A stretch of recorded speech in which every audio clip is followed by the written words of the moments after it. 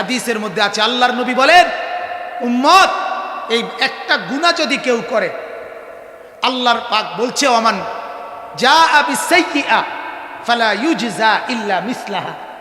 আমি একটা গুনাহ করলে বান্দা, বেশি লেখি না, একটাই লেখাই, একটা গুনাহ একটার বদলে লেখে কয়টা? একটা। নেকি একটার বদলে প্রথম কমপক্ষে ফেরেশতা শুরু করে 10, কিন্তু 10ও লেখে না।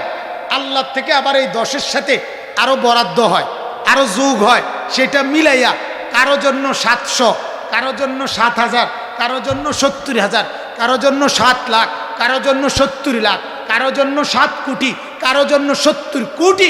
এভাবে আল্লাহ তাআলা নেকি একটার লগে আল্লাহর ইচ্ছে মতো বাড়াইয়া এরপরে লেখায়।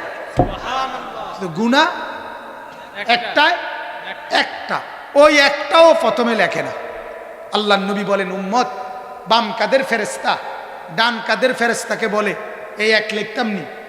কয় না, অপেক্ষা করো, দেখো তওবা করেনি। অনেকক্ষণ পরে বলে, এবার লিখতাম নি? আরেকবার অপেক্ষা করো, দেখো তওবা করেনি। কথা বুঝছেন নি? এরপরে তৃতীয়বারে ফেরেশতা বাম কাদের বলে যে এবার লিখতাম নি?